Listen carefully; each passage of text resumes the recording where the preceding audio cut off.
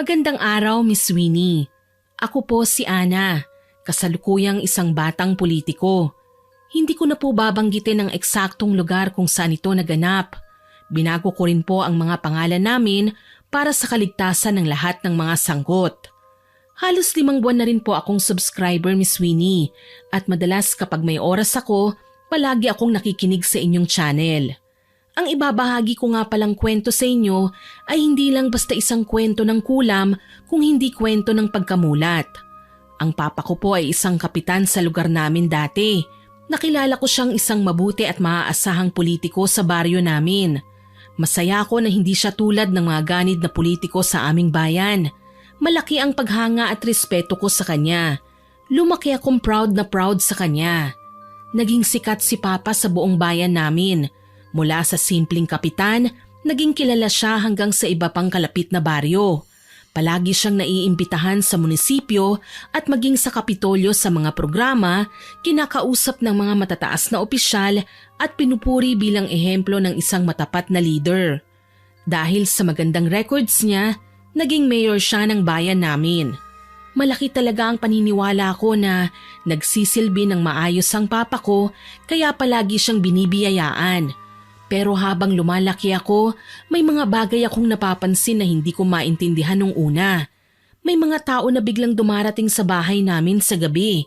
Nag-uusap sila ng pabulong, may mga sobre na palihim na inaabot at iba pa. Unti-unting nagbago ang takbo ng mga proyekto sa bayan. May mga naririnig na rin akong mga chismis na may mga plano raw na maganda lang sa papel pero sa aktwal kulang. Minadali at ang iba ay hindi natapos. Nasasangkot na sa usaping korupsyon ng aking ama, pero ayaw ko pa ring maniwala. Pero isang gabi narinig kong nag-aaway ang mga magulang ko. Ang tumatak talaga yung linya ni Papa sa isip ko eh. Ang sabi niya, kapag pumasok ka na raw sa sistema, hihilahin ka nito pababa kung hindi ka sasabay. Doon ko naintindihan na kahit ang mabuting tao, kapag napaligiran ng maling tao at nakalasap ng kapangyarihan ay pwedeng magbago. Masakit para sa akin yun. Ang taong hinahangaan ko ang dahilan kung bakit gusto ko rin sanang magsilbi sa bayan pero siya rin pala ang magtuturo sa akin ng isang masakit na aral tungkol sa realidad ng politika. Sisimulan ko po ang aking kwento na nangyari noong 20 taong gulang pa lamang ako. Nasa loob kami ng kwarto ni Mama. Pareho kaming naghahanda ng mga gamit namin dahil ilang oras lang ay mananalasa ang isang malakas na bagyo sa lugar namin. Ngunit habang abala kami, naririnig namin ang boses ni Papa. Marami na bang tao sa evacuation center? Abay kumbinsihin niyo ang lahat. Ayokong magkaaberya pagdating ng bagyo. Dapat nakahanda na ang lahat. Sa unang minuto ng usapan, akala ko tungkol lang sa paghahanda sa paparating na bagyo ang kanilang usapan. Kasi habang nakikinig kami, patungo ang usapan sa disaster response, sa evacuations, relief operations at sa lahat ng dapat gawin ng isang mayor. Pero habang tumatagal ang usapan, unti-unting nagbago ang tono niya.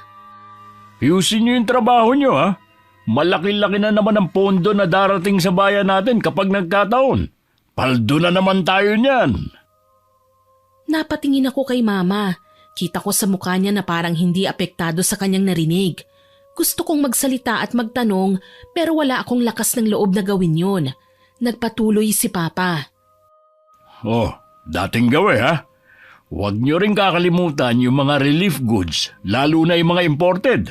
Itambak niyo sa bodega ko at palitan ng mga sardinas at noodles. Yun ang ipamigay niyo sa mga tao. Medyo sumakit ang ulo ko sa pagkakataong yun.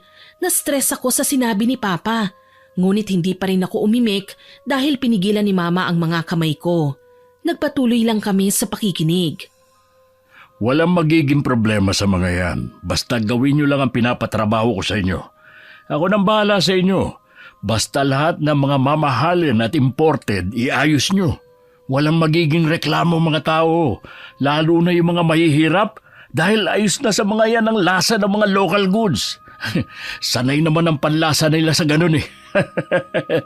Sigurado ko na magpapasalamat pa mga yan sa akin. Hiling ko nga lang sana mas lalong lumakas ang bagyo at mas malaki sana ang pinsala nito para mas marami tayong makubra. Matagal pa silang nag-usap ng katawagan niya. Pinag-uusapan na rin nila ang tungkol sa ginagawang dike na pwedeng masira kapag dumaan ang bagyo. Hindi ko alam kung ilang minuto akong nakatulala. Hindi ko rin alam kung maayos pa ba ang paghinga ko. Parang may mabigat na nakadagan sa dibdib ko. Doon ko naisip na sobra na talaga si Papa. Bigla akong napabalik sa sarili nang marinig ko ang malakas niyang tawa. Isang tawang puno ng kasabikan at kasiyahan sa kabila ng kahaharapin naming posibleng trahedya. Natapos ang tawag ni Papa na parang wala lang. Maya-maya, narinig ko pa siyang kumanta sa sala. Sanay na talaga siya. Paulit-ulit na kasi niya itong ginagawa. Parang wala na siyang konsensya. Dahan-dahan akong lumingon kay Mama. Tahimik siya at nakayuko. Ayoko sana siyang ma-stress pero hindi ko na napigilan ang sarili ko. Ma, narinig mo yung sinabi ni Papa, hindi ba? Hayaan mo na ang Papa mo, anak. Huwag na natin siyang pakialaman. Naririnig niyo po bang sinasabi niyo? Pababayaan natin si Papa? May paparating na bagyo. Signal number 4 daw dito sa probinsya natin. Pero bakit parang excited pa siya? Hayaan mo na siya. Gagawin naman niya ang trabaho niya eh. Hindi niya pababayaan ang mga tao. Abala na nga siya ngayon, hindi ba? Abala saan? Sa pagkita ng pera? Narinig niyo siya, hindi ba? Sabi niya swerte raw na ngayon tatama ang bagyo kasi hindi pa tapos yung dike. Ibig sabihin, hindi mahahalata na tinipid ang semento kasi anurin man ang baha, isisisi lang sa lakas ng ulan. Ma, trahedyang paparating pero tumatawa lang siya. Paano niyo natatagalang makinig sa tawa na yun? Alam ng Papa mo ang ginagawa niya. Huwag ka na nga mag-isip ng kung ano-ano, Ana. Wala tayong magagawa sa paparating na trahedya. Tsaka kahit ano pa yan, ligtas naman tayo eh. Maayos ang bahay natin. Bumagyo man ng malakas, hindi ito basta-basta masisira. Ligtas tayo, pero yung pamilyang nakatira malapit sa dike na yon, yung mga taong akala nila ipoprotektahan sila ng proyektong pinirmahan ni Papa. Ma, maraming mamamatay dahil sa pagiging korap ni Papa. Buhay ang nakataya ngayon. Paano niyo naaatim na kumain sa harap niya habang alam niyo ang totoo? Akala mo ba hindi ko siya sinita? Ilang beses na rin naming pinag-awayan yan, lalo na yung mga proyektong tinatanggap niya na may pa-under the table. Sabi ko sa kanya ayoko ng perang galing sa masama. Sabi ko kahit maliit ang sahod niya basta malinis ang pangalan niya. O ano pong sabi niya? Tumawa lang din siya, kagaya ng tawa niya ngayon. Tumawa lang siya? Oo, ang sabi niya ganun daw talaga ang kalakaran. Kung hindi raw niya kasi tatanggapin yon, pwedeng kunin rin yon ng mas nakatataas sa kanya. Mas mabuti na raw na sa atin mapunta kaysa sa bulsa ng iba. Kinausap ko na siya, Ana. Maraming beses na. Pero habang lumalaki ang perang na iuuwi niya, lalo siyang nagiging bingi sa pakiusap ko. Kaya po ba nanahimik na lang kayo? Hinayaan niyo na lang siyang maging ganyan? Ma, para na rin po kayong pumatay ng tao sa pananahimik niyo. Anong gusto mo? Ipakulong ko ang Papa mo? Sa palagay mo, saan tayo pupunta kung sakali? Anong mangyayari sa buhay nating dalawa? Okay lang po sa akin na maghirap. Sa akin hindi okay. Nung sinubukan kong magmatigas, alam mo ba kung anong sinabi niya? Ano po? Tinanong niya ako kung handa ba akong makita ka na naghihirap o mawalan ng magandang kinabukasan. Ginamit niya ang pagmamahal ko sa'yo para lagyan ng busal ang mga bibig ko. Pero ma, hindi ko kailangan ng ganitong karangyang buhay kung may mga taong mapapahamak dahil sa kapabayaan ni Papa. Wala na po ba siyang konsensya? Wala na rin po ba kayo? May konsensya pa ako, anak. Kaya nga tuwing bumabagyo, hindi ako nakakatulog eh. Pero sa mundong ginagalawan ng Papa mo, ang konsensya ang tinuturing nilang kahinaan. Sinubukan ko talagang pigilan siya, pero mas pinili niyang maging matalino kaysa maging mabuti. Unti-unti nasanay na lang ako. Natanggap ko na lang na ganito ang sistema, na kailangan nating maging praktikal para mabuhay. Praktikal? Krimen ang ginagawa ni Papa. Alam ko, Ana. Gabi-gabi akong hindi makatulog lalo na kapag may balita tungkol sa korupsyon. Parang tinutusok ang puso ko. Pero anong magagawa ko? Hawak niya tayo sa liig. Natahimik ako. Sa labas ay lalong lumakas ang ugong ng hangin. Rinig ko ang pagbagsak ng isang yero sa kung saan.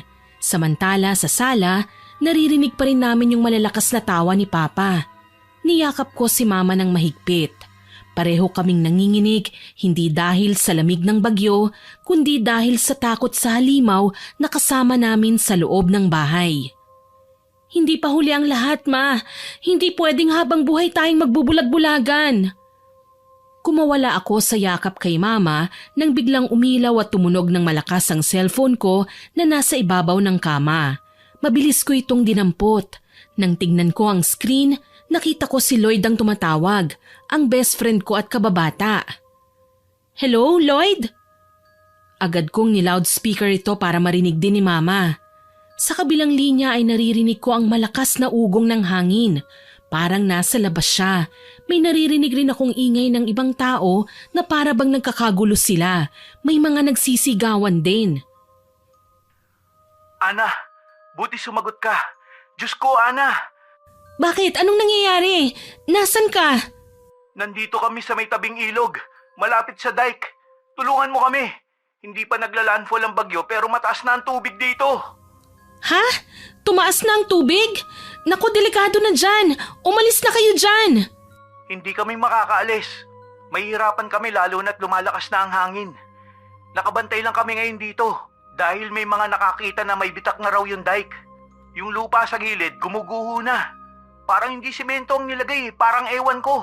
Parang tinipid masyado kaya madaling bumigay. Napatingin ako kay Mama. Nakatakip na siya ng bibig at umiiyak. Alam namin ang totoo. Alam naming tinipid yun at ngayon maraming tao ang pwedeng malagay sa alanganin dahil sa korupsyon. Ana, natatakot ang mga tao dito. Kapag bumigay ang dike na to, lulubog ang buong barangay namin. Aanurin kaming lahat. Umalis na kayo dyan, Lloyd, kung talagang delikado. Marami nang nakaalis. Pero may mga tao dito na gustong manatili dahil kailangan daw bantayan yung mga bahay at gamit nila. Ano? Mas mahalaga ang buhay kesa sa mga gamit. Umalis na kayo dyan habang hindi pa tuluyang nananalasa ang bagyo. Ako na ang nakikiusap. Huwag niyo nang hintayin pang dumating ang trahedya. Kaya nga eh. Pero, Ana, tulungan mo kami. Ang lolo ko alam mo naman na di siya nakakalakad, di ba? Wala nang sasakyan na pwedeng ilusong sa baha. Imposible nang makaalis pa kami. Ano? Bakit ngayon mo lang sinabi? Teka, anong kailangan nyo? Anong pwede kong gawin? Kailangan namin ng rescue. Mga truck o kahit anong pwedeng pangsundo sa amin para madala kami sa evacuation center sa bayan. Baka may mga malalaking truck si Tito na pwedeng ipadala rito kaagad. Ana, parang awa mo na. Ang daming matatanda at bata rito. Sige, gagawa ako ng paraan. Bilisan mo, Ana. Please. Sigurado ako anumang oras talagang bibigay na ang dike. Hihintay namin kayo, ha? Oo, pangako. Sasabihin ko kay Papa ngayon din. Magpapadala kami ng tulong. Salamat. Aasahan ko yan. Natapos na ang tawag. Tumingin ako kay Mama at nakita kong namumutla siya. Ma, narinig mo yun? Bibigay na daw yung dike. Mamamatay sila kapag wala tayong ginawa. Anong gagawin mo? Kakausapin ko si Papa. Mabilis akong tumayo. Ramdam ko yung takot para kina Lloyd at sa buong baryo kung saan kami nakatira dati.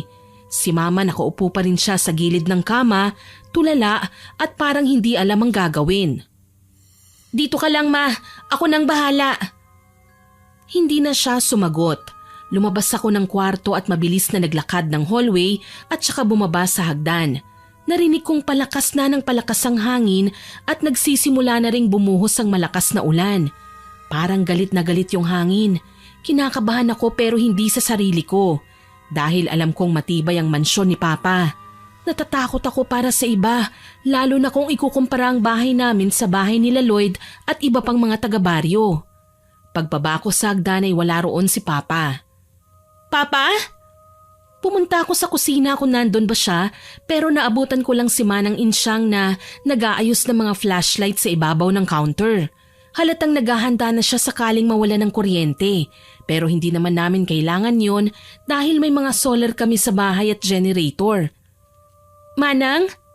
Ana, may kailangan ka ba, iha? Si Papa po, nasan siya?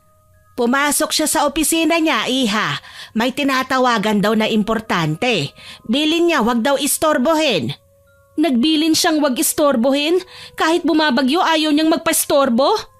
Yun ang sabi niya kanina eh. Hintayin mo na lang siguro na lumabas. Alam mo naman kapag nandun siya, ayaw talaga niya na iniistorbo siya. Hindi ko na po siya mahihintay. Sandali lang, baka naman magalit sa'yo ang papa mo. Importante daw yung kausap niya eh. Talagang ibinili niya sa akin kanina na bawal daw siyang istorbohin. Mainit ang ulo niya. Importante? Mas importante pa ba yun sa buhay ng mga taong malulunod sa baryo Santa Lucia? Santa Lucia baka mo? Bakit? Anong nangyayari doon? Napansin kong namutla si Manang. Kilala niya ang mga tao doon. Doon din siya nakatira bago siya kinuha ni Papa para maging stay-in na katulong dito sa mansyon. Marami siyang kamag-anak doon. Nakita ko ang grabing pag-aalala sa mukha niya, ang panginginig ng labi niya. Opo, sa Santa Lucia nga po. Doon sa may dike. Tumawag sa akin si Lloyd, yung kababata ko. Malapit na raw pong bumigay ang dike. Diyos ko, kawawa naman ang mga tao. Tapos nandun pa ang apo ko. Sige, puntahan mo na ang papa mo. Sige po, kailangan ko talagang makausap siya kasi kapag nangyari yung kinatatakutan nila, marami talagang mamamatay. Hindi ko na hinintay na magsalita pa siya ulit. Tumalikod na ako at nagmadaling lumakad papunta sa opisina. Nang makarating na ako ron, huminga muna ako ng malalim bago kumatok. 3 beses akong kumatok pero walang sumagot. Papa? Nilakasan ko ang boses ko pero wala pa ring sumasagot. Alam kong naririnig niya ako eh. Sadyang ayaw lang talaga niyang magpastorbo. Kumatok ako ulit. Mas matagal at mas malakas na. Hindi ako tumigil. Papa! Papa, buksan mo to. May importante akong sasabihin.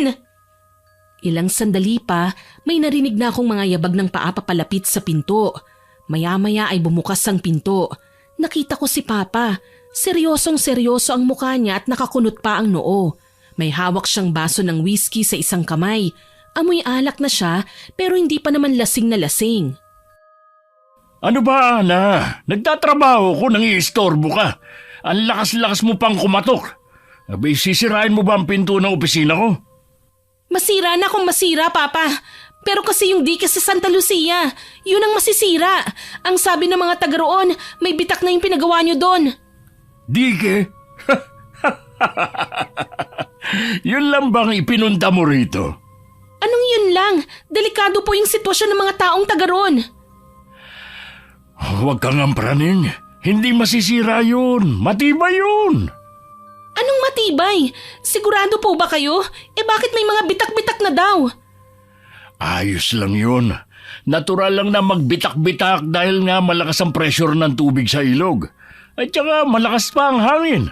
Pero hindi naman yung masisira. Maniwala ka sa akin. Pero Papa, nag-aalala ako sa mga taong taga roon. Huwag kang nga sabing praning. Po, pero buhay po nilang nakataya dito. Importante ang mga taong yun kasi doon tayo noon nakatira. At minsan yun na rin silang pinaglingkuran bilang kapitan. Papa, please, tulungan natin sila. Tutulungan? Opo, kailangan nila ng tulong. At least man lang ma-evacuate sila. Tumawag sa akin kanina si Lloyd eh. Nandun sila sa gilid ng ilog. Sabi niya may bitak na raw ang mga pader. Tapos gumuguho na ang lupa. Magpadala kayo ng truck doon galing sa munisipyo para ilikas sila bago tuluyang bumigay ang dike. Ay, hindi pwede. Ano po? Anong ibig niyong sabihin? Hindi niyo sila tutulungan? Saka ko na sila tutulungan kapag humupa na mga baha at ganun din ang malakas na bagyo. Ay, hindi ako pwedeng magpadala ng mga truck ng gobyerno sa ganitong panahon. Paano kung ma-stranded din ang mga sasakyan? Sayang lang ang resources. Sayang sa resources? Tao ang pinag-uusapan natin dito. Doon ka galing. Sa Santa Lucia ka nagsimula. Kilala mo si Lloyd, hindi ba? Kilala mo ang lolo niya pa. Sila ang sumuporta at bumoto sa'yo nung wala ka pa sa pwesto. Tapos sasabihin mo, sayang sa resources ang iligtas sila? Huwag mo ko sigawan, Ana Maria. Dinuro niya ako. Tumalsik pa ang konting alak mula sa braso niya. Alam kong galit na galit siya sa akin ng oras na yon. Ayaw niya ng ganun eh.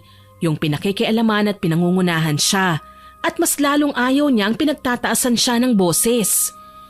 Wala kang alam sa pagpapatakbo ng bayan. Sa tingin mo ba, madaling magpadala ng rescue team kapag ganito kalakas ang hangin? Saka yun, Dike, sinabi ko na sa'yo, matibay yun. Pinagkagastusan namin yun. Oo, hindi pa tapos. Pero hindi yan masisira ng basta-basta. OA lang yung kaibigan mo eh. Matibay? Pawag na tayong maglukuhan dito. Alam kong tinipid niyo ang proyektong yan. Ilang beses kitang narinig na kausap yung contractor sa telepono. 40% ang napunta sa bulsa niyo, hindi ba? Nakipagsabuatan kayo sa pulpul na congressman dito sa distrito. Kaya alam kong substandard ang gamit niyo. Kaya ngayong binabagyo, bibigay yan. At kapag may namatay doon, dugo nila ang nasa kamay mo. Ba't sumusobra ka na? Pinapakain kita. Pinag-aaral sa magandang universidad. Binibigay ang lahat ng luho mo. Tapos ganyan kung sagot-sagutin mo ko? Dahil lang sa sumbong ng ampas lupa mong kaibigan? Hindi ko hiniling lahat ng mga luhong binibigay niyo sa akin. Alam mo yan, Papa. Hindi ako katulad ng mga anak ng mga kaibigan niyong politiko. Hindi ko kailangan ng perang galing sa nakaw. Ang kailangan ko, gawin mo ang trabaho mo. Mayor ka, hindi ba? Ama ka ng bayan. Pero bakit wala kang pakialam sa mga anak mo sa Santa Lucia? Sila Aling Nena, si Mang Cardo, si Lloyd na naging kapitbahay pa natin noon. Paano mo sila natitiis? Lumapit ako sa kanya. Hinawakan ko ang braso niya. Nagbabaka sakaling may natitira pang puso sa kanya. Pa, sige na. Kahit hindi mo aminin may mali sa Dike. Kahit wag na nating pag-usapan ang tungkol sa kinurakot nyo. Basta iligtas nyo lang ang mga tao doon. Magpadala ka ng rescue trucks. Please, parang awa nyo na. Tumigil ka! Umakyat ka na sa kwarto mo. Lilipas din yung bagyo. Makikita mo bukas. Maayos ang lahat. Pa? Ang sabi ko, umakyat ka na! Wala tayong papadalang truck. Masyado mapanganib para sa mga rescuers ko. Kung hindi na sana nagpasaway ang mga taga Santa Lucia, dapat kanina pa sila lumikas. Kaya kung may mangyaring masama sa kanila, hindi nila yun dapat isisi sa gobyerno. Kasi ang titigas ng ulo nila. Hindi ako makapaniwala. Nakatingin lang ako sa kanya. Wala na siyang konsensya. Umupo siya sa swivel chair at tinalikuran ako. Pinahiran ko ang luha sa mga mata ko. Wala akong mapapala kung makikiusap ako sa demonyo. Kung hindi kayo kikilos, ako ang gagawa ng paraan. At anong gagawin mo? Wala kang kapangyarihan. Anak ka lang ng mayor. Anak ako ng mayor? Anak niyo nga ako, pero hindi niyo ako katulad at hindi ako gagaya sa inyo kahit kailan. Padabog kong sinarado ang pinto ng opisina.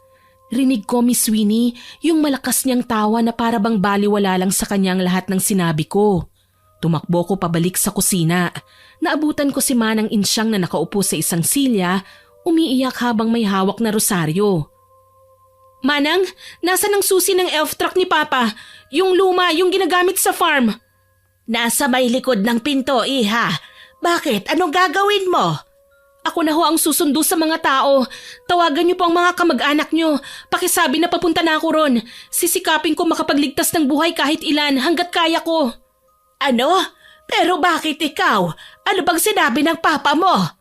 Ayaw niya po, kaya ako na lang. Naku, delikado ang gagawin mo, Ana. Alam ko po, pero hindi po ako papayag na walang gawin habang hinihintay na mapahamak sila. Naku, hindi ako papayag na lumakad ka ng mag-isa. Sasamahan kita, Iha. Tumango ako kay Manang Insyang. Lumapit na ako sa may pinto at mahigpit na hinawakan ng susi.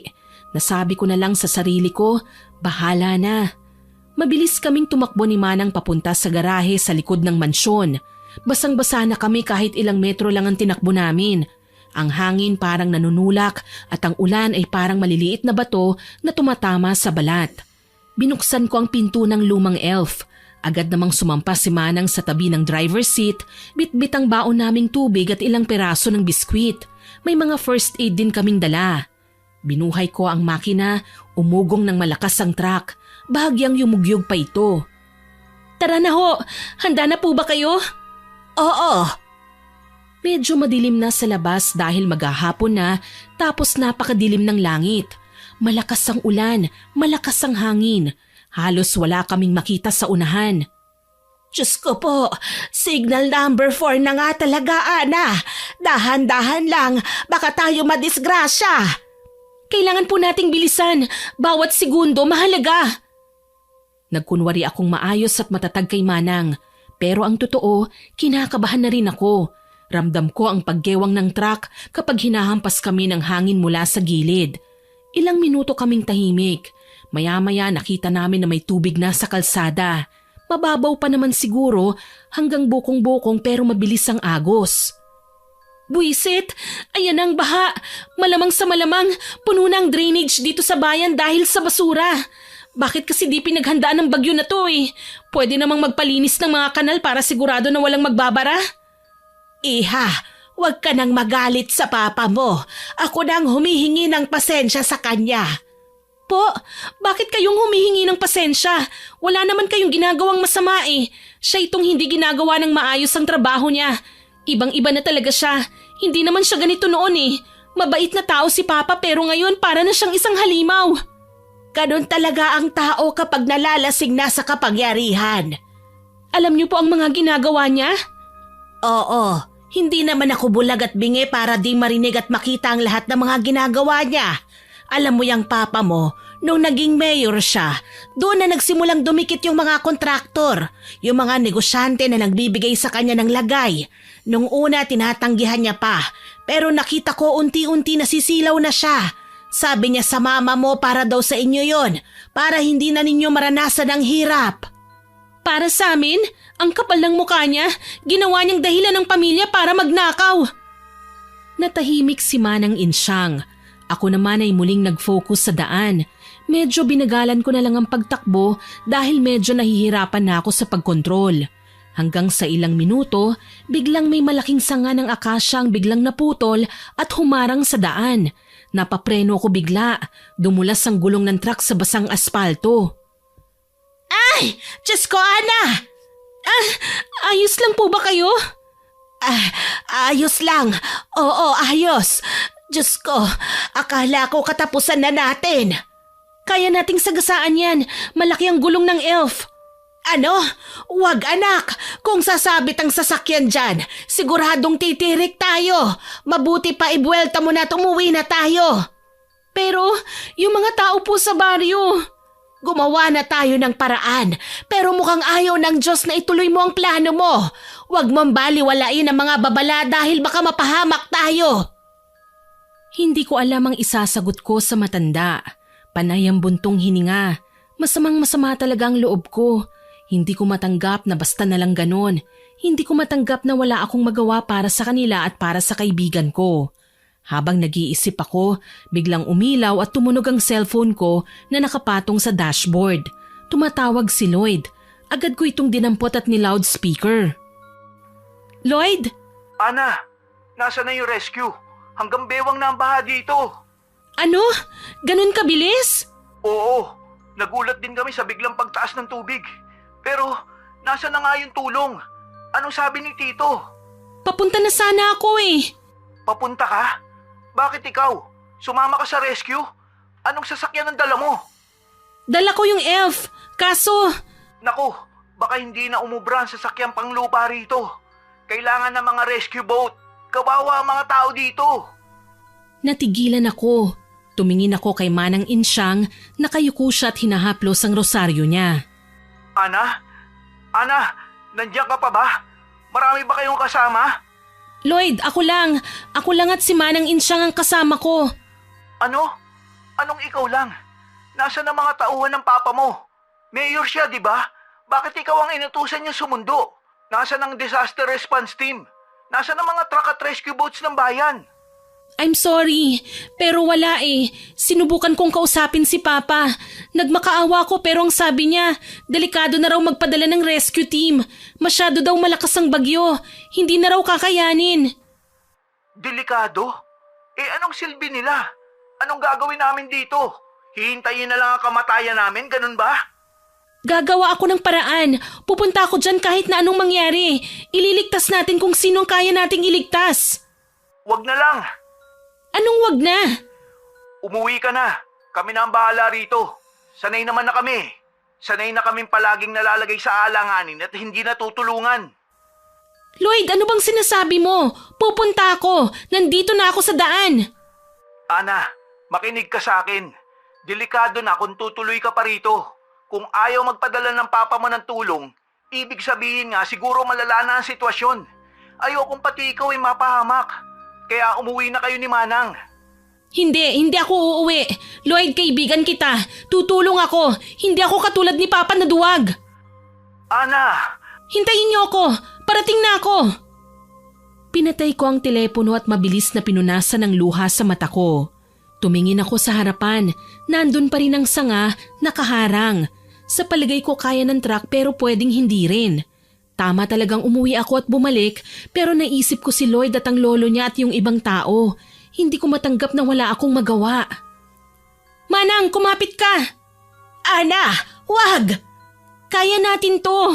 Sasagasaan natin yan. Diyos ko po, Ana! Inarangkada ko na ang sasakyan. Mahigpit ang kapit ko sa manibela hanggang sa naramdaman ko ang pag-angat ng gulong sa unahan. Nagpatuloy pa ako hanggang sa maramdaman ko ang biglaang pagbagsak ng hulihang gulong sa kabilang side ng sanga. Nakalampas tayo, Manang! Nakalampas! Tuwang-tuwa na sana ako ng sandaling yun, pero hindi pa ako tapos magsalita, biglang umandar ang truck.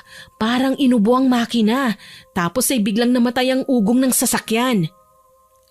Ana! Sandali lang po, Manang. Susubukan ko hong paandarin. Ay, gumana ka, utang na loob. Sige na, please. Ana, tumirik na.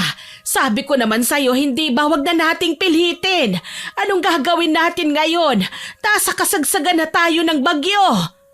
Huwag po kayong magpanik, Manang. Mapapaandar ko to. Sabayan lang natin ang panalangin.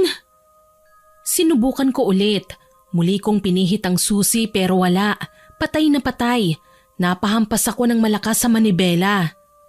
Lintik naman, oo. Sa labas lalong nagngangalit ang panahon. Ang mga puno sa gilid ng kalsada ay halos humalik na sa lupa sa lakas ng hangin. Ang tubig baha sa paligid namin mabilis nang tumataas. Kung kanina ay hanggang bukong-bukong lang, ngayon ay nakita kong kasintaas na ito ng stepboard ng truck. Anong gagawin natin? Maiiyak na si Manang. Kinabahan na rin ako at gusto na ring maiyak. Alam kong kung hindi kami makakaalis, may posibilidad na abutin kami ng baha. Gusto ko na ring sumigaw. Gusto kong sisihin si Papa dahil kung nagpadala lang sana siya ng maayos na rescue vehicle, hindi kami magkakaganito. Pero alam kong walang mangyayari kung pareho kaming magmumukmok ni Manang. Hinawakan ko ang telepono. Wala akong maisip na pwedeng tawagan ng oras na yun kundi si Mama. Nanginginig ang mga kamay ko habang hinahanap ang pangalan ni Mama sa kontak. At nang mahanap ko na, agad ko itong denial. Sumagot naman kagad siya. Hello, anak? Bakit ka tumatawag? Nasaan ka?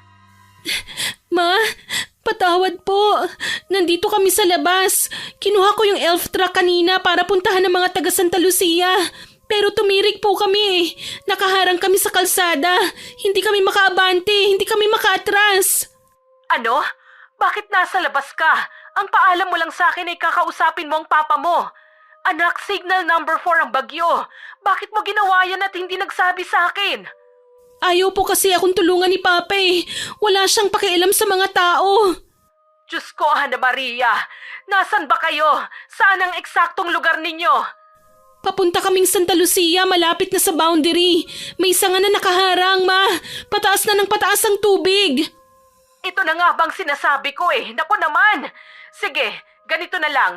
Makinig ka sa akin. Huwag kayong bababa ni Manang, ha? Huwag kayong aalis dyan. Kakausapin ko ang papa mo. Hintayin mo kami dyan. Ililigtas namin kayo. Nanahimik ako. Sa kauna-unahang pagkakataon, naramdaman ko na baka ito na nga ang kailangan para magising ang konsensya ng tatay ko. Hindi para sa mga taga Santa Lucia, kundi para sa sarili niyang anak na nasa bingit ng panganib. Sige Mama, maghihintay kami. Please bilisan niyo. Pinatay ko ang tawag at muling tinignan si Manang Insyang na nakasubsob na sa dashboard. Hinawakan ko ang kamay niya. Parating na po sila, Mama. Ilang minuto ang lumipas, may nakita na akong paparating. Manang, tignan niyo oh! Mabilis na lumingon si Manang. 2 malalaking rescue truck ng munisipyo ang papalapit. Dinig na dinig namin ang malalakas na busina. Ilang sandali pa ay huminto na sila. Nakita ko ang pagbaba ng mga lalaking naka-orange na kapote, bitbit ang lubid at ilang kagamitan. At sa gitna ng ulan nakita ko si Papa. Bumaba na rin siya sa sasakyan at lumusong sa baha ng walang alinlangan.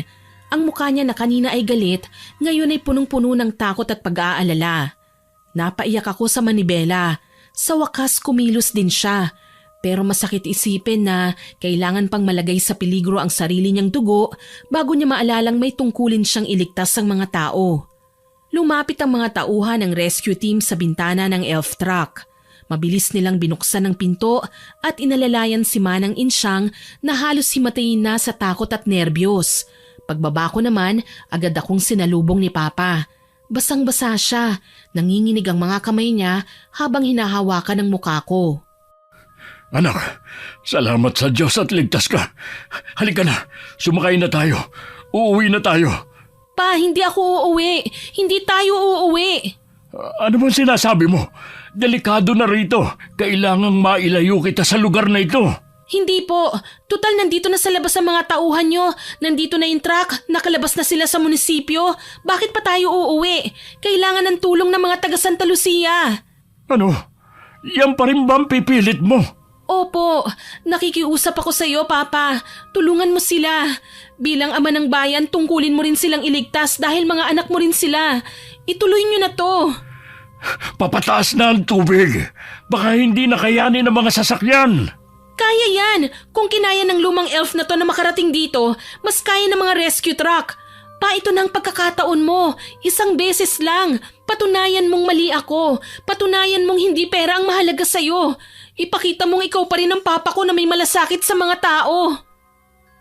Napatingin si Papa sa mga tauhan niya na naghihintay ng utos. Nakita ko na parang nagdadalawang isip siya. Tapos ay tumingin siya sa likurang bahagi kung saan nandun ang pickup truck niya. Nakita ko sa nakasakay si Mama. Umiiyak siya habang nakatingin sa amin. Huminga ng malalim si Papa bago niya nilingon ang team leader ng rescue unit. Kapitan, ihanda mo na mga tauhan natin at iligtas niya ang mga taga Santa Lucia. Sasama ako, Papa. Gusto kong makita si Lloyd. Gusto kong makasiguro na ligtas sila. Hindi pwede, anak. Hayaan na natin silang gawin ang mga trabaho nila. Pero gusto ko pong sumama. Tutulong ho ako sa mga tao. Hindi nga sabi pwede. Uuwi na tayo. Kailangan ko ring i-monitor ang iba pang nasasakupang baryo dito sa bayan. Hindi lang mga taga Santa Lucia ang kailangan kong bantayan at iligtas, Ana. Pero pa... Makinig ka. Kung sasama ka sa kanila, ano magagawa mo? Magiging pabigat ka lang doon. Wala kang alam sa rescue operation. Isang tao na ang may liligtas nila kapalit ng pwesto mo sa sasakyan. Kaya makinig ka sa akin. Uuwi na tayo. Natahimik ako. Masakit mang pakinggan, alam kong tama siya sa puntong yun. Ang pwesto ko sa loob ng truck, pwedeng pwesto na ng isang bata o matanda na nanganganib ang buhay. Wala na akong nagawa. Sumakay na ako sa pick-up truck kasunod si Papa. Doon sa loob, agad akong niyakap ni Mama nang umupo ako sa tabi niya. Ibinalot din niya ang basa kong katawan sa kumot na dala niya. Habang pinapaandar ni Papa ang sasakyan namin, pinanood ko sa bintana ang paglayo ng mga rescue trucks. Nagdasal ako ng taimtim na sana mailigtas nilang lahat ang mga tao sa dati naming baryo. Samantala nang makarating kami sa mansyon, sinalubong kami ng katahimikan sa malaking bahay. Pagpasok namin, binitiwan ni Papa ang susi sa lamesa at humarap sa amin ni Mama. Magpahinga na kayo. Bukas paniguradong maraming aayusin. Sasamahan mo ko, Ana, sa pagbibigay ng tulong sa mga tao. Tumango ako at hindi na nagsalita. Pero sa loob-loob ko, masaya ako kasi nakita ko sa araw na yon na may natitira pa palang tao sa loob ng mayor na kinamumuhian ko kanina. Dumiretso na ako sa kwarto at agad naligo. Pagkatapos, nagbihis ako ng tuyong damit at dahan-dahang nahiga sa aking kama. Kahit na nasa loob ako ng isang matibay na mansyon, dinig na dinig ko pa rin ang bagsak ng kalikasan sa labas. malakas pa rin ang ulan at papalakas ng papalakas ang pagbugso ng hangin. Habang nakatingin ako sa kisame, nagdasal ako. Hindi para sa sarili ko kundi para sa mga kababayan namin na walang bahay na kasing tibay ng bahay namin. Naisip ko sila Lloyd, ang pamilya ni Manang Insyang at ang lahat ng mga pamilyang nasa evacuation center. Sana walang masamang mangyari sa kanila. Ilang sandali ang nakalipas, napaidlip ako sa gitna ng ugong ng bagyo. Ngunit paminsan-minsan, nagigising ako sa malalakas na kalampag ng mga yero at sa ingay ng malakas na ulan. Kinabukasan, maaga akong nagising. Hindi na gaanong malakas ang hangin, pero meron pa ring ulan. Agad kong binuksan ang bintana at nakita kong halos lahat ng puno sa bakuran namin ay natumba. Nagkalat ang mga sanga, dahon at kung ano-anong basura na marahil ay dala ng hangin. Dali-dali akong bumalik sa higaan at hinanap ang aking cellphone. Binuksan ko ang data. Nanlumo ako nang mapanood ang isang news update ang tungkol sa kalagayan ng bayan namin, partikular na ang Santa Lucia. Nawasak ang dike at halos lumubog sa baha ang buong baryo. May mga taong na video na nasa itaas ng bubong. Sabi sa balita, may mga nawawalang tao at marami ang namatay. Sa kalagitnaan ng panonood ko, biglang bumukas ang pinto ng kwarto ko. Pumasok si Mama. Ma, napanood ko po sa balita ang nangyari sa Santa Lucia. Hindi agad nakapagsalita si Mama. Lumapit siya sa akin at hinawakan ang kamay ko. Doon na ako nagsimulang umiyak. Ma, bakit po ganun? Akala ko ba ni-rescue na yung mga tao sa atin? Konti lang daw ang nailigtas na mga tao, sabi ng papa mo kagabi. Ano? Bakit konti lang? Hindi na nakabalik ang rescue team. Nung mailikas ang unang batch ng mga tao, tumaas na ang tubig. Malakas na masyado ang daloy ng tubig baha. Delikado na para sa lahat. Sinubukan naman daw nilang bumalik pero hindi na talaga kaya. Natakot sila na baka sila anurin. Hindi pwedeng maging ganun, Ma.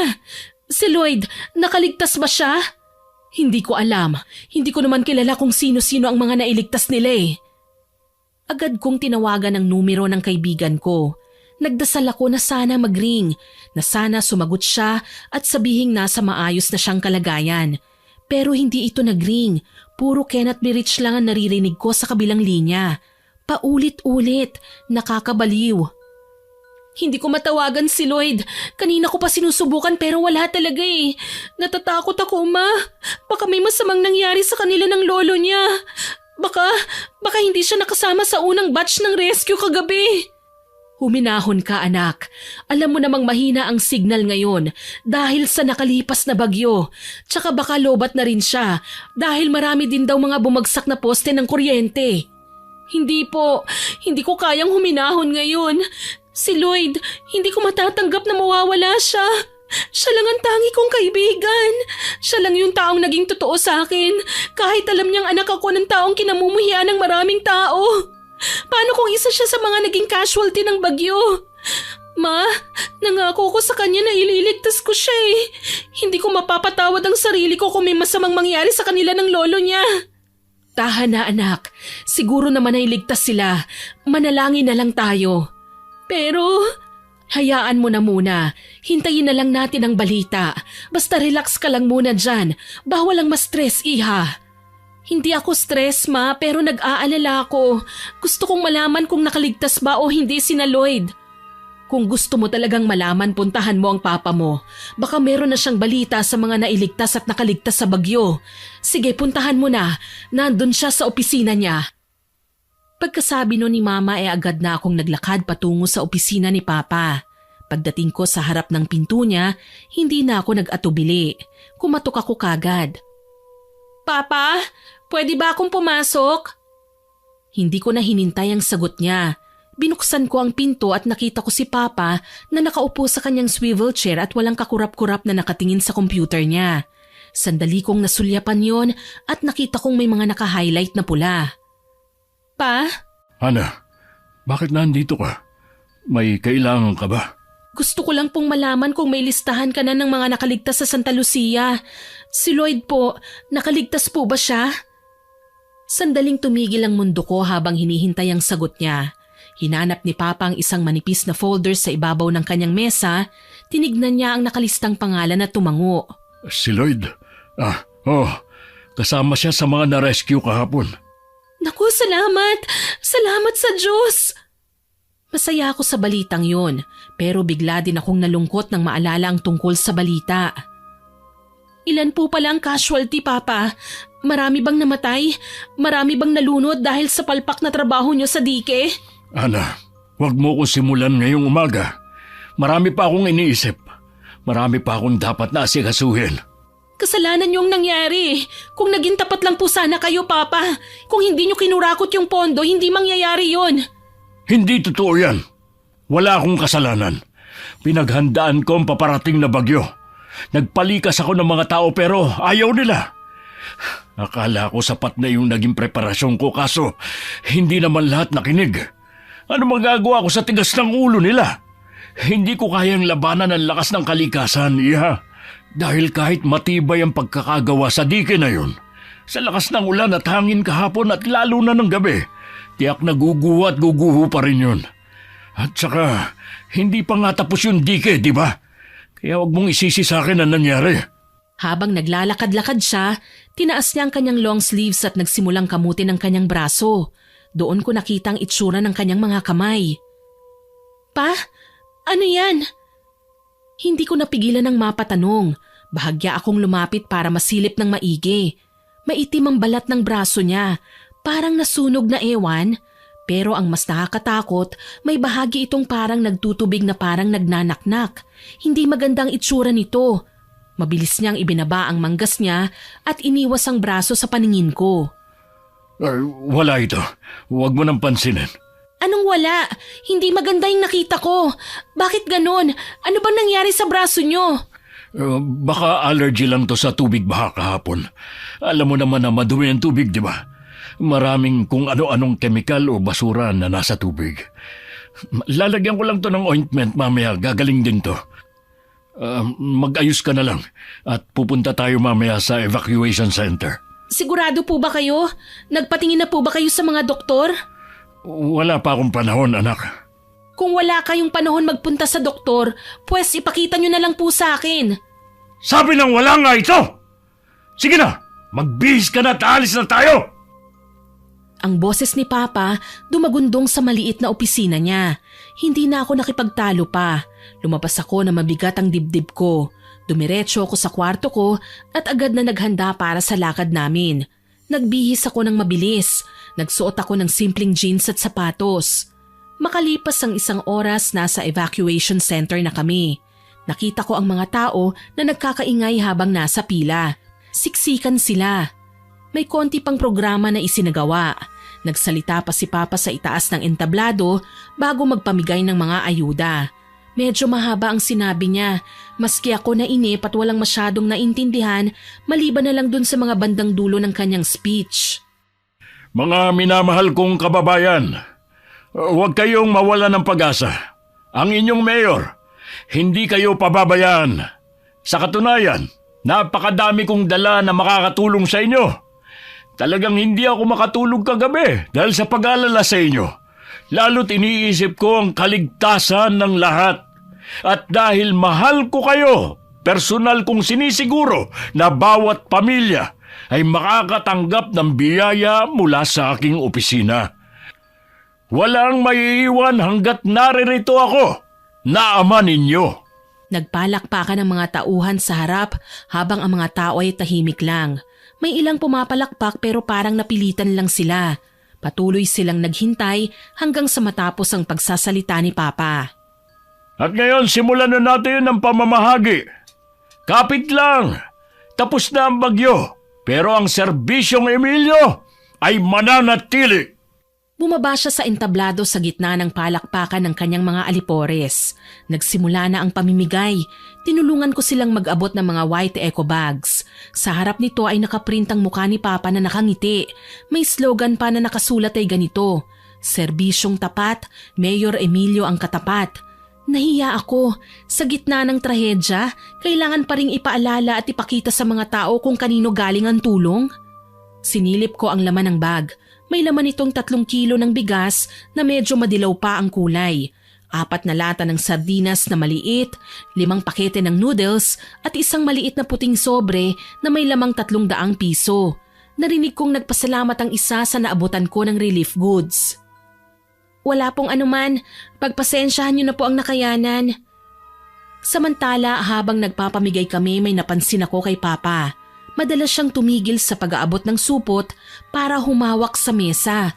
May isang pagkakataon na may isang bata ang aksidenteng nasagi ang kanang kamay niya habang tumatakbo ang bata. Nakita ko ang biglang pag-igting ng panga ni Papa. Alam kong muntik na itong mapasigaw pero pinigilan niya lang. Okay ka lang ba, Papa? Oo, Sigurado po kayo? sabi ng ayos lang ako. Mag-abot ka lang dyan para matapos na tayo. Nagpatuloy ako sa pamimigay ng mga ayuda pero napansin ko na parang may biglang umalingasaw na mabaho sa paligid namin. Parang amoy na bulok na laman.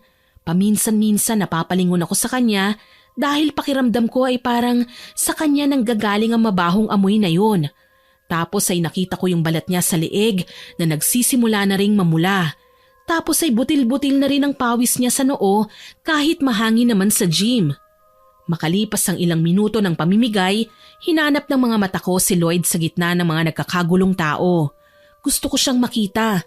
Gusto kong masigurado na hindi lang sa listahan siya ligtas kundi sa harap ko mismo. Habang nagpapamahagi, isang pamilyar na boses ang narinig ko mula sa aking likuran. Ana, Lloyd! Salamat sa Diyos! Ayos ka lang!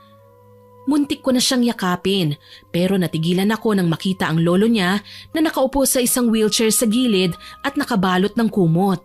Makikipagkumustahan pa sana ako pero narinig ko bigla ang boses ni Papa. Mamaya na kayo mag-usap. Marami pang taong hindi nabibigyan, Ana. Nilingon ko si Papa. Nakahawak na naman siya sa may gilid ng table. Ang isang kamay niya ay mahigpit na nakahawak sa kanyang kanang braso. Napansin kong namumutla siya. Sa sobrang higpit ng kapit niya, bahagyang nalukot ang kanyang manggas at doon sa harap ng maraming tao, nagmantsa ang maitim na likido sa puting long sleeves polo niya. Papa! Napasigaw ako nang bumagsak siya sa sahig. Tumama ang ulo niya sa gilid ng mesa bago tuluyang humandusay sa sahig. Agad na nagkagulo sa gym. Ang mga taong kanina ay nakapila ay nag-uunahan sa harap at nagsisiksikan para makita kung ano ang nangyari sa mayor nila. Umatras kayo! Bigyan niyo ng hangin si Papa! Papa! Gising! Papa! Doon ko nakita ang mas malalang katotohanan. Dahil sa pagkakahiga niya, nalilis ng bahagya ang suot niya at tumambad sa amin ang itsura ng tiyan niya. May mga parang pasa na kulay ube, halatang namamagari nito at may nakita akong mga parang gumagapang na itim na ugat sa ilalim ng kanyang balat. Agad na nagbulungan ng mga tao at may nagtatanong na kung nakakahawa raw ba ang sakit ni Mayor. Hindi na lang ako kumibo. Imbis na patulan sila, tinignan ko ang mga tauhan ni Papa. May nakatawag na ba ng ambulansya? Nasaan na? Hindi pa man natatapos ang sinabi ko, narinig ko na ang paghinto ng nagwawangwang na ambulansya sa labas ng gym. Makalipas ang halos 2 minuto, binuhat na nila si Papa. Sumunod naman ako kagad. Nanginginig ang buong katawan ko. Natatakot ako para sa tunay na kalagayan niya. Ngunit bago kami makalayo, nilingon ko si Lloyd. Tahimik lang siya habang nakatanaw sa amin. Samantala ay nakasakay na kami sa loob ng ambulansya makalipas ang ilang sandali. Pa, lumaban ka! Ilang beses ko muna siyang pinakatitigan bago ko naisip na tawagan si Mama. Mama! Si Papa! Oh, bakit? Anong nangyari sa papa mo? Ano po kasi, bigla siyang nahimatay habang nagpapamigay kami ng relief goods. Papunta kami ngayon sa ospital. Sumunod na po kayo kagad doon. Ano? Teka lang, Ana. Ano bang nangyari? Bakit siya nahimatay? Hindi ko po alam, Ma, kung bakit. Basta na lang siyang parang nanghina tapos yun na, Ma. Ma, sumunod ka, ha? Sige, susunod ako, anak. Susunod ako. Makalipas ang ilang sandali, mabilis na pinasok si Papa sa emergency room. Hindi na ako pinayagang pumasok sa loob, kaya naiwan akong nakatayo sa labas ng ospital. Nanginginig ang mga tuhod ko dahil sa takot at pag-aalala. Dumating si Mama pagkaraan ng ilang minuto. Anong nangyari sa papa mo? Nasaan siya? Bakit siya tinakbo dito sa ospital? Nasa loob na po siya ng ER. Hindi na ako muna pinayagang sumama dun sa loob, Ma. Pero yung braso po niya, tsaka yung katawan niya, bakit ganun? Anong bakit ganun? Tadtad ng mga kulay itim na pasa at yung mga iba nagnanaknak. Tapos nung pumutok yun, mabaho po yung amoy. Ano? Bakit naman siya magkakaroon ng ganon? Naku, baka naman allergy sa tubig baha kahapon. May allergy ba talaga si Papa sa tubig baha? Di ba dati naman siyang lumulusong ng baha noong kapitan pa siya, pero hindi naman siya nagkakaroon ng kung ano-anong sakit? Ewan ko. Yun lang naman kasi ang naisip kong posibleng dahilan eh. Baka may bakterya na nakuha siya sa baha. Hintayin na lang po natin kung anong sasabihin ng doktor, Ma. Kung talagang allergy ba yun o hindi. Pero teka, hindi niyo po ba alaman tungkol sa mga pasa at sugat na yun? Hindi pa. Hindi naman tumabi sa akin ang papa mo kagabi. Magdamag siya sa loob ng opisina niya. Diyos ko, sana nga allergy lang yun. Sa palagay ko po, hindi lang basta yun allergy, May. Bakit ang bilis? Kahapon lang siya nababad sa baha eh. Wala pang 24 oras pero parang nabubulok na ang katawan niya. Anong sinabi mo? Totoo po, Mama. Nanahimik si Mama ng sandali. Tumingin siya sa pinto ng ER. Alam kong nag-aalala siya ng matindi para kay Papa. Ilang sandali pa, lumabas na ang nurse sa ER at tinawag kami ni Mama. Agad niyang pinaliwanag ang tunay na kalagayan ng pasyente namin. Kailangan daw i-quarantine muna si Papa sa ospital pansamantala dahil hindi pa nila matukoy kung anong uri ng impeksyon ang nakuha niya. Kasalukuyan ding dinidisinfect ang ER at pinalipat ang mga pasyenteng nandun sa kabilang building. Teka, nakakahawa bang sakit ng asawa ko? Hindi magawang tumango ng nurse sa tanong ng mama ko. Sa halip ay pinaliwanag niya sa amin na hindi pa talaga nila matukoy kung anong uri ng sakit o laso ng dumapo kay Papa. Hindi nila matiyak kung nakakahawa ba ito, kaya bilang pag-iingat, kailangan nilang i-isolate siya at isailalim sa mahigpit na precautionary measure. Maging kami ni Mama, kailangan din mag-quarantine sa bahay. Sandali lang, gusto kong makita ang asawa ko. Umiling ang nurse, pero si Mama humakbang palapit sa pinto ng ER. Agad namang humarang ang kausap namin. Tinaas niya ang kanyang kamay, tinapat sa kanyang dibdib at tinapat sa amin. Pahiwatig na bawal kaming pumasok. Kahit anong paliwanag niya na para sa kaligtasan namin ito, ayaw namang makinig ni Mama. Hindi niyo ako pwedeng pigilan. Asawa ko ang nasa loob. Mayor siya ng bayang ito. Ipaalam niyo sa akin ang totoong kalagayan niya. Buhay pa ba siya? Bakit niyo siya ikukulong sa loob na parang hayop? Patuloy ang nurse sa pag-iling. Lalo tuloy nagalit ang mama ko. Huwag mo nga akong iniiling-ilingan. Tsaka bakit ba ikaw ang nakikipag-usap sa amin? Nasaan yung doktor, ha? Ang aarte niyo? Hindi pa naman nalalaman ang sakit niya, pinandidirihan niyo na kagad. Alam mo, kung hindi mo ako papayagang pumasok at makita ang asawa ko, idedemanda kita kasama ng ospital na to. Mawawalan ka ng lisensya. Nagulat ako sa sinabing yun ni Mama. Nagulat din ako nang makitang dinuro-duro niya ang nurse. Hindi ko pa siya nakitang ganito kadesperada at kaiskandalosa. Nakita ko ang takot sa mga mata ng nurse habang dahan-dahang umaatras pero nanatiling nakaharang sa pinto. Ma, tama na! Bitiwan mo ko, Ana! Kailangan kong makita ang papa mo. Paano kung mamatay siyang hindi natin siya kasama? Makinig po kayo. Tignan niyo ang paligid oh. Dumadami na po ang tao. May mga kumukuha na rin ng video. Tara na po, bumalik na lang tayo sa ibang araw. Bahagyang humupa ang pag-aalboroto ni Mama. Yumuko siya pero maya-maya bigla niyang hinarap ang mga tao sa paligid. Kayo, yung mga video na yan, burahin niyo. Subukan niyong i-upload yan sa social media at magkakaalaman tayo. Lahat kayo idedemanda ko. At ikaw, humanda ka. Hindi ako titigil hanggat hindi ko napapatanggal yung lisensya mo. Tama na po, Ma. Ginagawa lang niyang trabaho niya. Magtiwala na lang po tayo sa kanila na hindi nila pababayaan si Papa. Tara na po, Ma. Biglang nanghina ang mga tuhod niya at napasandal sa pader. Agad ko siyang niyakap at dahan-dahan na inalalayan. Lumapit naman ang driver namin at tinulungan ako na maisakay sa sasakyan si Mama. Halos 3 araw din kaming nagkulong sa bahay, kasama ni Manang Insyang, yung ibang katulong at ang driver. Sa 4 araw habang nagmumuni-muni ako, biglang nagring ang cellphone ko. Tumatawag si Lloyd. Hello, Ana? Kumusta ka na? Kumusta kayo ni Tita Imelda? Ayos lang naman kami pero heto, nakakulong pa rin kami sa bahay namin. 3 araw na rin mula nang masugod sa ospital si Papa. Ikaw, kumusta na kayo ng lolo mo? Okay naman kami, Ana. Pero kasi Ano, may problema ba ha, Lloyd? may kailangan kang makita. May video ang papa mo sa loob ng ospital. Teka, anong video yan? Paanong… Isisend ko sa'yo yung link. Nang maisend na ni Lloyd ang video, agad kong pinindot ang play button. Ang video ay kuha nga mula sa isolation room na pinaglalagyan kay Papa. Nanlumo ako sa nakita ko. Si Papa halos hindi na makilala. Ang dami niyang sugat at nagnanaknak na sa nana. Sino ang kumuha nito? Pinost ba to sa social media? Hindi pa. Wala pa naglalakas ng loob. Pero sa GC, kalat na. Takot pa rin sila sa papa mo at sa kaso na pwede nilang kaharapin. Siguro kaya hindi pa to na ilalabas. Pero Ana, hindi nagiging maganda ang sinasabi ng mga tao.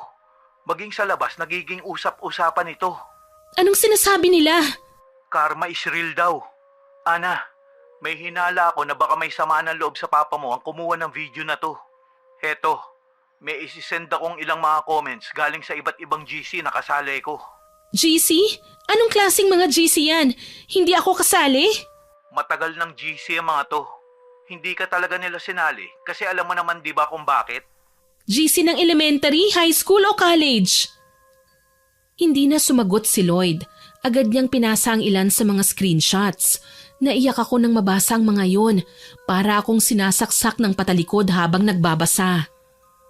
Buti nga sa kanya, yung perang kinurakot niya hindi niya pwedeng ipambili yon ng bagong balat. Mabulok kang hayop ka. Sana mamatay na yan para mapalitan ng matinong mayor ang bayan natin.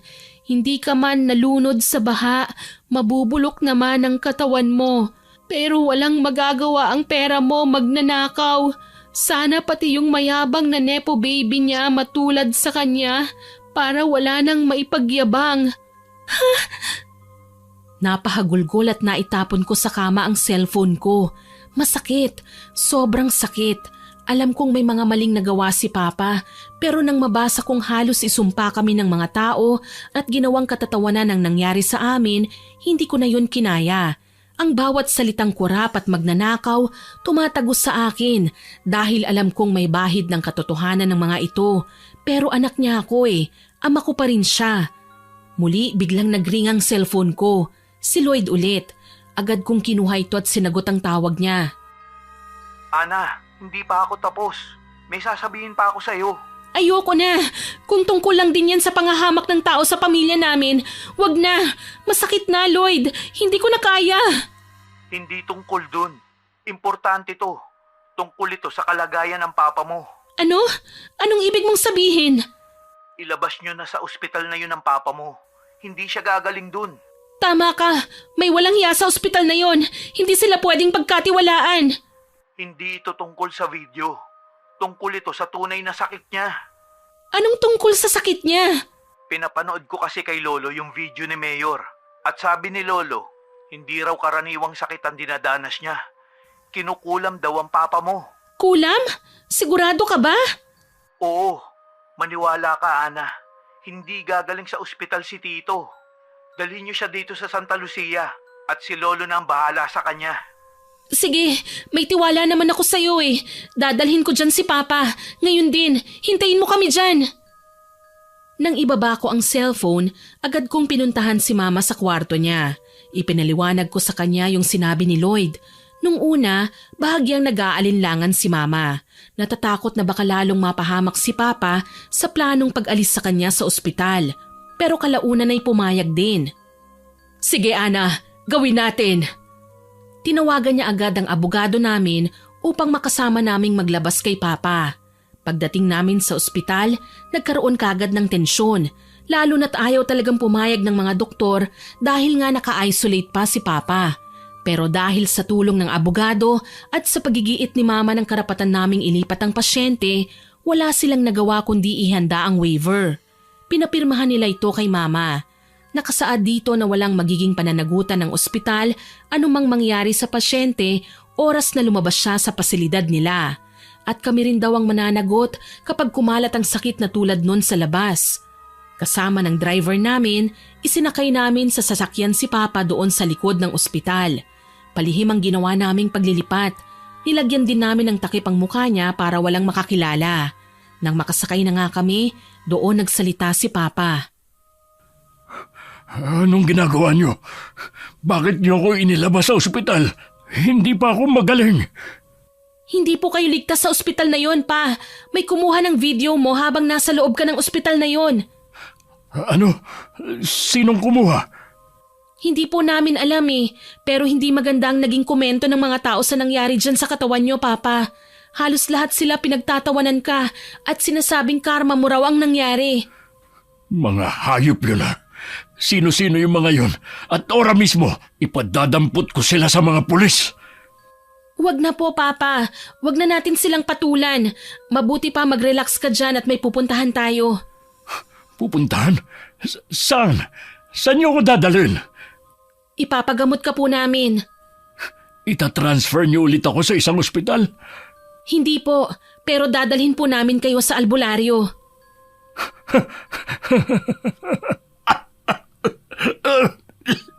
Albularyo? Nagpapatawa ka ba, Ana? Mayor ako ng bayang ito tapos dadalhin mo ko sa isang albularyo. Halos mabilaukan si Papa sa sarili niyang tawa. Isang tawang punong-puno ng pangungutya sa kabila ng kanyang kalagayan. Mga nakakalimutan ninyo. Milyon-milyon ang pondo ng munisipyo para sa kalusugan. May mga espesyalista din tayong binabayaran. Magagaling din yung mga doktor sa ospital na pinanggalingan natin.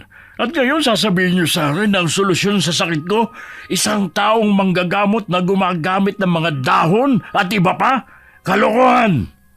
Pa, wag niyo naman kaming pagtawanan. Ginagawa namin to ni Mama para sa'yo. Para sa akin daw. Pwe! Ang sabihin niyo, inalis niyo ako sa ospital dahil gusto niyong mamatay na ako. Hindi po ganun yun. Wag po kayong magsalita ng ganyan. Nakakunot ang noo ni Papa. Halatang galit siya at hindi siya masaya sa ginawa namin. Napatingin siya sa driver namin na si Kuya Jason. Jason, paandarin mo na sa sasakyan. Gusto ko na magpahinga. Sandali lang, Papa. Please, wag ka nang magmatigas oh. Sige na, kahit minsan lang po. Kahit isang beses lang, pagbigyan niyo na ako. Kaninong albularyo mo naman ako dadalhin ko sakali? Kay Lolo Gaspar po. Kay Mang Gaspar?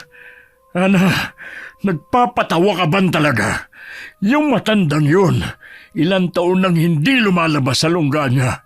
Balita ko, kinalimutan na nun ang panggagamot. Dahil sarili niyang sakit, hindi naman niya nagawang magamot. Yan, tignan niyo nga po ang sarili niyo, Papa. Sa palagay niyo po ba ordinaryo ang sakit niyo? Mismong mga doktor nga po hindi magawang ipaliwanag kung anong sakit na yan eh. Tsaka wag mong pagtawanan ng matanda dahil alam naman nating lahat na bago siya nalumpo dahil sa matinding rayuma, isa siyang magaling na albularyo. Tumitig ako ng diretsyo sa mga mata ni Papa.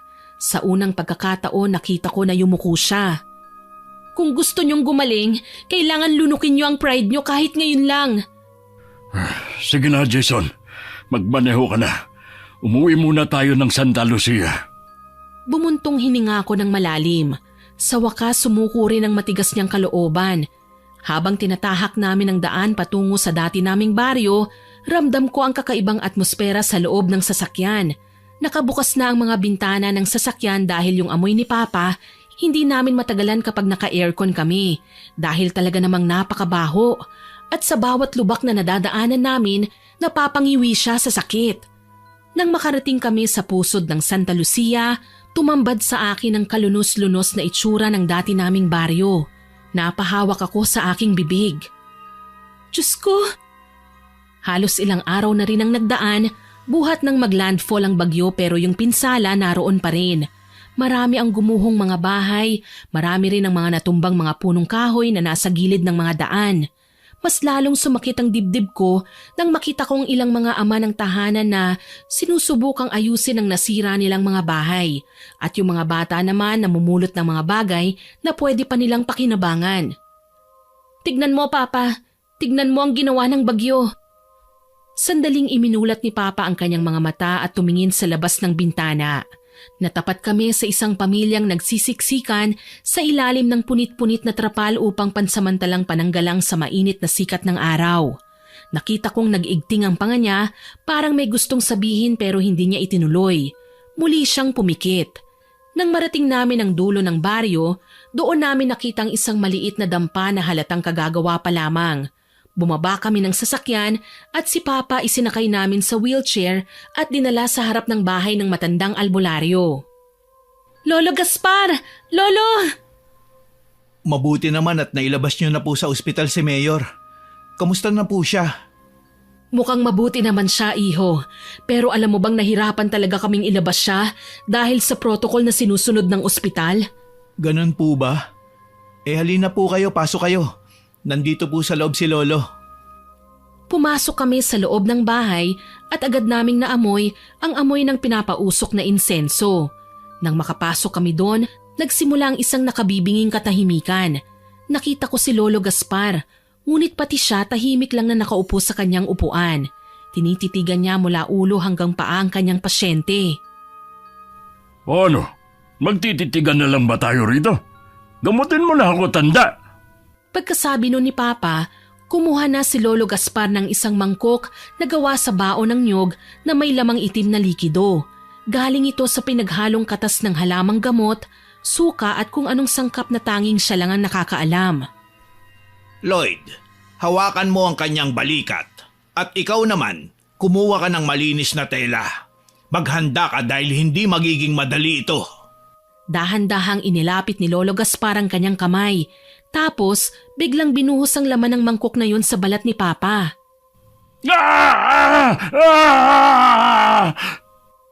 Isang nakapangingilabot na sigaw ang kumawala sa bibig ni Papa. Ang kanyang katawan ay bumaluktot sa tindi ng hapdi. Ang maitim na likido ay nagsimulang bumula sa ibabaw ng kanyang balat na tila ba may buhay na kemikal na nakikipaglaban sa laso na nasa loob ng kanyang katawan. Huwag kang bibitaw, Emilio! Sumisigaw ang matanda habang patuloy sa pagbuhos ng natitirang laman ng mangkok. Tiisin mo lang para gumaling ka! Hindi ko kayang tignan ang matagalang paghihirap ni Papa. Nakita ko kung paano pumutok ang mga maliliit at malalaking pantal at lumabas ang malapot na nana na humahalo sa gamot ni Lolo Gaspar. Ang amoy ay lalong tumapang, amoy ng nabubulok na karne na tila sinunog ng buhay. Ayoko na! Tigilan mo na to, Gaspar! Ayoko na! Pa, kaya mo yan! Anong kaya? Masakit, Ana! Panay ang daing niya at reklamo pero hindi nagpatinag ang matanda. Maya-maya ay kumuha si Lolo Gaspar ng isang maliit na patalim at uling na nagbabaga. Pinainitan niya ang patalim. Teka, anong gagawin mo? Huwag mong susubukang gamitin sa akin yan! Tahimik! Ang ginagawa ko ay paglilinis sa inyong mga sugat, Mayor. Saka huwag ka mag-alala. Hindi naman to masakit. Anong hindi Hindi na naituloy ni Papa ang sasabihin niya. Hiniwa kasi agad ni Lolo Gaspar ang mga patay na balat at sa bawat hiwa niya, lumalabas ang maitim na dugo. Tignan mo to, Ana. Itinuro niya sa akin ang isang bahagi ng sugat na katatapos lang niyang linisin. Ang lason ay hindi lang sa balat. Umabot na ito sa dugo. Ano pong gagawin natin? Gagaling pa po ba si Papa? Oo naman, Iya. Pero ang ginagawa ko ay nililinis ko lamang at inaalis ang lason na pwedeng makapatay sa kanya ng mabilis. Pero... Ano pong pero? Hindi na muna sinagot ng matanda ang tanong ko. Ipinagpatuloy niya ang paglilinis. Matapos ang halos 1 oras na parang impyerno para kay Papa, tumigil si Lolo Gaspar. Hiningal ang matanda at sumandal sa upuan. Si Papa naman nakahandusay na lang at halos mawalan ng ulirat dahil sa matinding trauma na dinanas ng kanyang katawan, pero napansin ko ang isang bagay. Ang pangingitim ng kanyang braso at katawan ay bahagyang humupa. Tapos na ang paglilinis, pero hindi pa tayo tapos.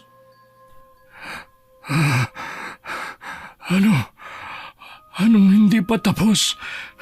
Abay, mamamatay na ako kung gagawin mo ulit sa akin ang ginawa mo kanina. Hindi na, Mayor. Huwag ka mag-alala dahil hindi na gaanong masakit ang susunod na panggagamot ko. Kung gano'n, sabihin mo na sa akin kung anong gagawin ko para matapos na ang pesteng sumpa na to. Tama ka. Sumpa nga ang iniligay sa'yo. Isang mangkukulam na marahil ay galit na galit sa mga ginawa mo. Ano? Oo, ang nangyari sa'yo ay kagagawan ng isang mangkukulam. Mapapangalanan mo ba kung sino ang mangkukulam na yun? Hindi po, Mayor. Hindi ko sila kayang pangalanan. Wala ka naman palang kwenta eh. Emilio, pwedeng alisin mo yung kayabangan mo kahit ngayon lang. Ginagamot ka na nga ng matanda eh. Natahimik si Papa nang magsalita si Mama. Doon lang muling nagpatuloy si Lolo Gaspar. Tulad ng sinabi ko kanina, hindi ka na masasaktan sa susunod na paraan para gumaling ka. Sige, sabihin mo ang dapat kong gawin. Ang mensahe ng mangkukulam, ibalik mo daw sa mga tao lahat ng kinuha mo. Anak ng... Anong pinagsasabi mo? Hanggat hindi ka nagsisisi at hindi mo binabalikan lahat ng kinurakot mo, hindi ka gagaling. Hindi niya aalisin ang sumpang yan. Nagalit lalo si Papa at itinanggi ang kanyang mga ginawa. Dahil sa kanyang naging tugon o reaksyon, ang mga pantal niya at sugat ay muling nangati ng sobra at kumirot. Kaya naman ilang sandali pa nang hindi na niya makaya ang sakit ay napilitan na siyang umamin. Oo na. Ibabalik ko na lahat. Kailangan mong ibalik ito 3 beses ang dami ng iyong mga kinuha. Nababaliw ka namang matanda ka. Anong 3 ibayo? Gagawin mo akong pulube? Naku, walang mangyayari dito. Umuwi na tayo. Galit na si Papa kaya wala na kaming nagawa ni Mama kundi ang isakay siya sa sasakyan sa tulong ng driver namin. Pagdating sa bahay, abot-abot ang mura niya sa amin ni Mama. Ano bang kasalanan ko sa inyong dalawa? Ha? Wala po. Gusto lang naman po namin gumaling kayo. Gumaling ba ako sa kalokohan ninyo? Kalokohan? Tignan mo nga yung mga sugat mo ngayon kumpara kanina bago ka namin dalhin sa kanya. Nakita ni Papa na may ilang sugat na natuyo na, pero ramdam pa rin niya ang kirot. Iniwas niya ang tingin niya sa amin at tinawag niya ang aming kasambahay na matanda. Manang Insyang! Manang Insyang! Mayor, may ipag-uutos po ba kayo? Oh, masakit ang katawan ko at nagugutom ako. Pakihandaan mo nga ako ng pagkain. Ano pong pagkain ang gusto nyo? Kumuha ka ng imported na delata dyan sa estante at siya mong lutuin. Opo, sige po. Agad na tumuloy ulit sa kusina ang kasambahay namin pero maya-maya ay bumalik ito bitbit ang isang piraso ng delata. Sir, mukhang sira na tong mga delata nyo ah. Anong sira? Nakita namin na yung laman ng delata ay mabaho na at kulay kayumanggina na dapat ay pula. Muling inutusan ni Papa na kumuha pa ng ibang stocks pero lahat ng nabuksan namin, ganun ang laman. Maging ang mga gatas ay naging putik ang laman. Walang napakinabangan sa mga imported na relief na galing sa ibang bansa. Paano? Naniniwala ka na kay Lolo Gaspar? Ano? Hihintayin pa ba nating lahat ng perang kinurakot nyo? Hindi na mapapakinabangan? Tapos tuluyan kang mabulok? Natahimik siya at napayuko. Maya-maya iniangat niya ang ulo at nagulat ako sa aking nakita. Umiiyak siya. Pero maghihirap tayo, Ana. Mawawala lahat ng pera natin kapag ginawa ko ang gusto ni Gaspar. At mas mahalaga pa ang pera sa inyo kaysa sa sarili niyong katawan at sa amin? Ganun ba, Papa? Alipin ka na ba talaga ng pera? Hindi anak. Kayo ng mama mo ang pinakamahalaga sa akin. Kaya ko lang namang ginagawa yun para sa inyo. Gusto ko kayong magkaroon ng maginhawang buhay. Papa, hindi naman kami humihiling ni Mama ng sobre. Yung tulad lang ng dati. Mas masaya pa nga yun kahit mahirap lang tayo. Ano? Tama ang sinabi niya, Emilio. Hindi kami masaya ng anak mo sa buhay na binibigay mo ngayon. Doon nagsimulang humagulgol si Papa. Parang na-realize niya na mali talaga siya. Ilang minuto ang nakalipas, tinawagan niya ang mga staff niya at inutusan silang gumawa ng mga proyektong pwedeng pakinabangan ng mga tao. Tulad ng magbibigay sila ng karagdagang ayuda, ng cash assistance para magamit sa pagpapagawa ng bagong tirahan at mabigyan ng pangkabuhayan ng mga tao, lalo na yung mga taong namatayan ng kapamilya. Isasauli ko na lahat ng ninakaw ko, Imelda. Ana. Salamat, Papa. Nakinig ka rin. Hindi ko inaasahan na magagawa ni Papa yon pero masaya ako. Masayang-masaya ako kasi nararamdaman ko na babalik na sa amin yung papa ko na binago ng pera at kapangyarihan. Samantala, makalipas ang ilang linggo, matapos ang sunod-sunod na pagtulong sa mga tao, lalo na sa Santa Lucia, unti-unting natuyo ang mga sugat ni Papa. Dahil doon, pinlano kong puntahan sila Lolo Gaspar para magpasalamat. Pero naabutan ko silang nagtatalo ni Lloyd. Bakit niyo naman po ginawa yun, Lolo? Kabutihan ng hangad ko, Lloyd. Tingnan mo, natuto na siyang tumulong ulit. Lahat ng ninakaw niya, ibinalik niya na sa mga tao. Hindi ka ba natutuwa? Pero mali pa rin po na kinulam niyo siya. Oo, mali talaga. Pero dapat lang naparusahan siya, Lloyd. Dapat lang na ipatikim sa kanya ang parusa sa kagarapalan niya para matigil na ang pagiging swapang niya. Walang hanggang katakawan sa salapi at kapangyarihan. Sa mga narinig ko, dahan-dahan akong umatras. Si Lolo Gaspar, ang matandang inaasahan naming magliligtas kay Papa, ay siya pala ang nagbigay ng sumpa. Pero sa kabilang banda, hindi ko magawang magtanim ng sama ng loob. Tama siya, ang kagarapalan ni Papa ay kailangan ng katapat na leksyon na hindi kayang ibigay ng batas ng tao. Lumipas sa mga buwan, ang mansyon namin na ibenta na rin ni Papa at ginamit ang iba pa niyang tagong yaman para sa rehabilitation ng Santa Lucia at ng panibagong dike na poprotekta sa mga mamamayan laban sa baha. Tumira na lamang kami sa dati naming baryo sa isang simpleng bahay. At nang matapos ang termino ni Papa bilang mayor, hindi na siya naghangad ng anumang posisyon sa gobyerno. Pinili na lamang nila ni Mama na mamuhay ng tahimik, malayo sa politika. Marami akong natutunan sa pangyayaring yun sa buhay namin, na sana ay matutunan din ng mga politikong katulad ni Papa. Ang baha ay pwedeng magdala ng yaman pero pwedeng tumangay din ng buhay sa isang iglap. Ang tunay na kayamanan ay ang pagiging isang mabuting tao na may malinis na konsensya na kaya mong ipagmalaki hanggang sa dulo. Hanggang dito na lamang po ang kwento ko, Miss Winnie.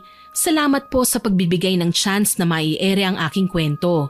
Wish ko sana matulad kay Papa ang mga swapang na politiko dito sa bansa para magbago na rin sila at matutong maglingkod ng serbisyong totoo sa bayan. Sana po ay nagustuhan niyo ang ibinahagi kong kwento. Pero bago ko po tapusin ito, gusto ko munang mag-shoutout sa mga masusugid nating listeners. Shoutout po kay Angelica Keletano, kina Rose at Mira ng Misuti Jewelry, kay Geraldine Rubio at sa asawa niyang si J. Mars Lariba, kay Ana Marie Bataraw. Shoutout din po kay Shimeridel Española, kay Agnes Masa, kay Jessa May Chavez at sa Repuelo family, kay Rubilin Torres, kay Giselle Capiding, kay Realin Belda.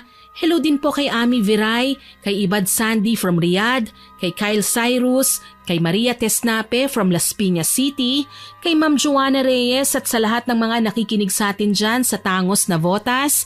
Salamat po sa pakikinig nyo. Shoutout din po kay Alicia Marvida, kay Mary Ann na naghahangad sa atin na ma-reach daw po natin ang 100k subscribers.